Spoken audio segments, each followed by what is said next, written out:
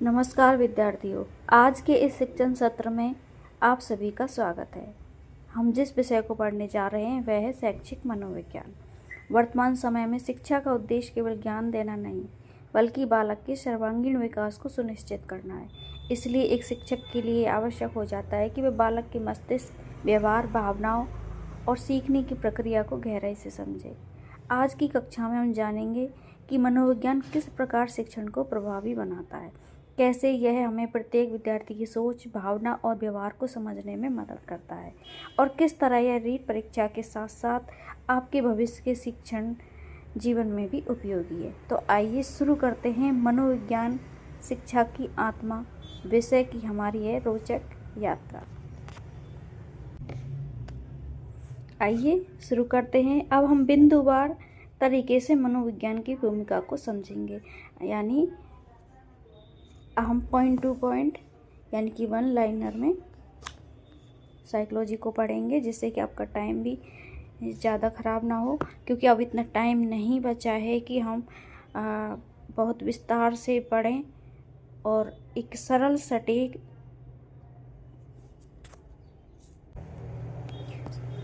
और point two point हम पढ़ेंगे, जिससे आपके सारे कॉन्सेप्ट क्लियर हों और आप अपनी एक सीट सुनिश्चित कर सकें। तो गॉड ब्लेस यू।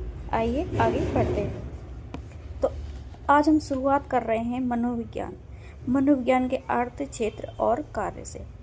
ठीक है, तो सबसे पहला बिंदु है कि साइकोलॉजी शब्द की उत्पत्ति किन दो यूनानी शब्दों से हुई है? तो साइकी और लोगोस से हुई है। ठीक है, दूसरा बिंदु देखें, यूनानी भाषाओं में साइकी शब्द का क्या अर्थ है? तो साइकी शब्द का यूनानी भाषा में अर्थ है आत्मा, यानी कि शाउल। अगला, पुरानी भाषा में लोगोस शब्द का क्या अर्थ है? लोगोस का अर्थ है अध्ययन करना या विज्ञान। अब देख सकते हैं कि पॉइंट एक वन लाइन में ही सारे आपके कॉन्सेप्ट क्लियर हो जाएंगे और सरल भी लगेगा, बहुत आसानी से याद हो जाएंगे। ठीक है, बस आप इसी तरह से बस कंटिन्यूटी बनाए रखिए। अगला पॉइंट देखिए, शाब्दिक अर्थ के अनुसार मनोविज्ञान किसका अध्ययन है? तो आत्मा का अध्ययन या आत्मा का विज्ञान, यानी कि कह सकते हैं कि जो मनोविज्ञान का शाब्दिक अर्थ निकल कर आएगा वो है आत्मा का अध्ययन या आत्मा का विज्ञान। अगला पॉइंट है, प्रारंभ में मनोविज्ञान को किस शास्त्र की एक शाखा माना जाता था? किस शास्त्र की शाखा माना जाता था? तो दर्शन शास्त्र की शाखा माना जाता था। किसने मनोविज्ञान को आत्मा के विज्ञान यानी कि साइंस ऑफ साउल के रूप में परिभाषित किया? तो ये किया था अरस्तु और प्लेटो ने। किसने किया? अरस्तु और प्लेटो ने। अगला देखें, मनोविज्ञान की आत्मा का विज्ञान वाली परिभाषा क्यों अस्वीकृत हो गई? सबसे पहले जब मनोविज्ञान आत्मा के विज्ञान के रूप में आया था और ये भी अस्वीकृत हो गया, क्यों हो गया? इसका कारण क्या था? क्योंकि आत्मा का स्वरूप, रंग, रूप और अस्तित्व अप्रमाणिक एवं अमूर्त यानी कि एब्स्ट्रैक्ट होते हैं। अगला पॉइंट देखिए, 17वीं शताब्दी में मनोविज्ञान को किस रूप में परिभाषित किया गया? यानी कि पहले आत्मा का विज्ञान, फिर मन या मस्तिष्क का विज्ञान। 17वीं शताब्दी में क्या था? मन या मस्तिष्क के विज्ञान के रूप में। 16वीं शताब्दी में आत्मा का विज्ञान, 17वीं शताब्दी में मन या मस्तिष्क के विज्ञान के रूप में परिभाषित किया गया था। अगला बिंदु देखें, मन या मस्तिष्क का विज्ञान के प्रमुख समर्थक कौन कौन थे? तो ये मन या मस्तिष्क के विज्ञान के समर्थक थे इटली के दार्शनिक पोम्पोनोजी। ठीक है, अगला बिंदु देखें, मन का विज्ञान वाली परिभाषा क्यों अमान्य हो गई? क्योंकि मन की जो प्रकृति होती है बच्चों और उसका जो स्वरूप होता है उसका निर्धारण करना संभव नहीं था। फिर मनोविज्ञान को चेतना के विज्ञान के रूप में परिभाषित किया गया 19वीं शताब्दी में। ठीक है, और चेतना के विज्ञान के प्रमुख प्रवर्तक कौन थे? विलियम वुंड और जेम्स ली। तो इस पॉइंट को थोड़ा विशेष रूप से ध्यान दें कि चेतना के विज्ञान के जो प्रवर्तक कौन थे? विलियम वुंड और जेम्स ली। जो हमारी ये परिभाषा दी गई थी, जो मनोविज्ञान को परिभाषित किया गया था, इनके जो समर्थक और विरोध में कौन थे, उनको हमने विशेष रूप से थोड़ा ध्यान देना है। ठीक है, अगला बिंदु देखें, चेतना का विज्ञान वाली परिभाषा की आलोचना किसने की थी? यानी कि वहाँ पे समर्थक हो गए और यहाँ पे आलोचना। तो आलोचना किसने की है? यह कहते हुए कि चेतना के अतिरिक्त अचेतन और अर्धचेतन मन भी होते हैं।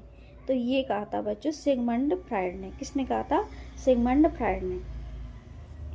तो इसके जो आलोचक हो गए चेतना के विज्ञान के, सिगमंड फ्रायड। ठीक है। अगला पॉइंट देखें, विलियम मैकडूगल ने अपनी किस पुस्तक में चेतना शब्द की बड़ी कड़ी निंदा की है? क्या है कि विलियम मैकडूगल ने अपनी पुस्तक में चेतना शब्द की कड़ी निंदा की है। कौन सी पुस्तक में की है? तो वो की है आउटलाइन साइकोलॉजी। इसमें की है बच्चों आउटलाइन साइकोलॉजी में। ठीक है, इसको थोड़ा ध्यान रखना है। तो अगला पॉइंट देखें कि 20वीं शताब्दी में मनोविज्ञान को किस रूप में स्वीकार किया गया जो आज भी प्रचलित है? किस रूप में बताइएगा? व्यवहार के विज्ञान के रूप में, साइंस ऑफ बिहेवियर। 20वीं शताब्दी में मनोविज्ञान को व्यवहार का विज्ञान के रूप में परिभाषित किया गया और आज भी ये प्रचलित है। ठीक है। अगला पॉइंट देखें कि मनोविज्ञान को व्यवहार का विज्ञान मानने वाली प्रमुख यानी कि मानने वाले प्रमुख वैज्ञानिक कौन कौन थे? तो कौन थे? तो प्रमुख रूप से कौन थे? ऐसे कई थे लेकिन प्रमुख रूप से जो थे जे.बी. वाटसन। तो यहाँ पे क्या निकल के आया कि व्यवहार का जो सिद्धांत है उसको मानने वाले प्रमुख मनोवैज्ञानिक रहेंगे जे.बी. वाटसन। ठीक है। वाटसन के अनुसार मनोविज्ञान किसका निश्चित या शुद्ध विज्ञान है? वाटसन के अनुसार मनोविज्ञान किसका निश्चित विज्ञान है? निश्चित या शुद्ध विज्ञान है। तो किसका है बच्चों? व्यवहार का। वाटसन ने कहा है कि मनोविज्ञान व्यवहार का निश्चित और शुद्ध विज्ञान है। ठीक है। अगला पॉइंट देखेंगे कि वुडवर्थ के अनुसार मनोविज्ञान ने सर्वप्रथम किसका त्याग किया? तो वुडवर्थ के अनुसार मनोविज्ञान ने सर्वप्रथम त्याग किया था अपनी आत्मा का। किसका किया था बच्चों? अपनी आत्मा का। ठीक है।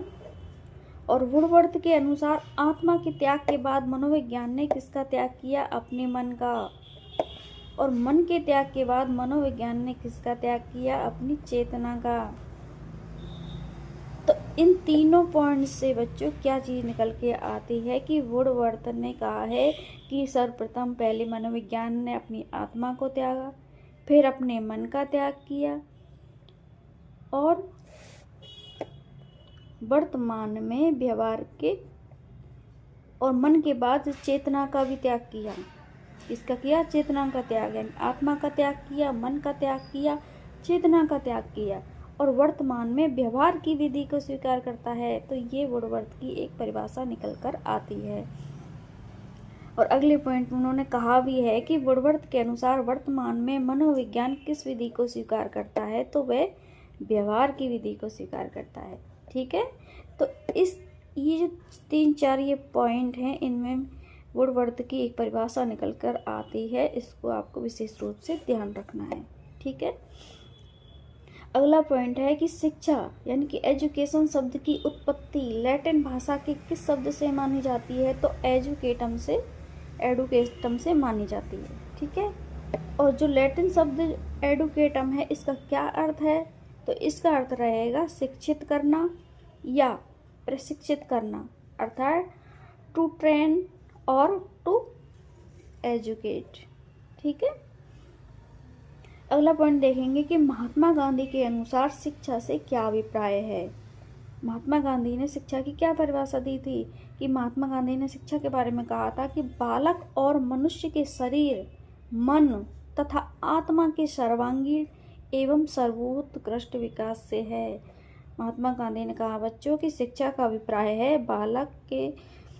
बालक और मनुष्य के शरीर, मन तथा आत्मा के सर्वांगीण एवं सर्वोत्कृष्ट विकास से है। ठीक है। अगला पॉइंट देखेंगे कि मनोविज्ञान और शिक्षा को एक दूसरे को पूरक बताते हुए क्या कहा जाता है?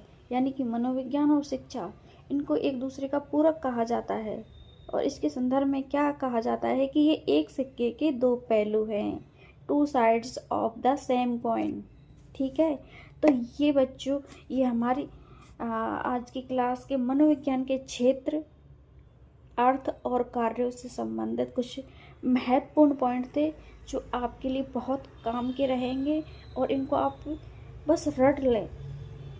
और मैं आपसे वादा करती हूँ कि आप जब पेपर देने बैठेंगे तो आप याद करेंगे आज की क्लास को।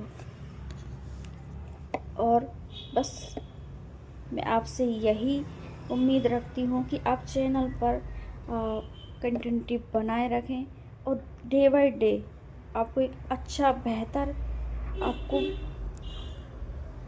मैं उपलब्ध कराऊंगी, और जो आपकी सक्सेस में नींव का पत्थर साबित होंगे। ठीक है, बस आप कंटिन्यूटी बनाए रखिए।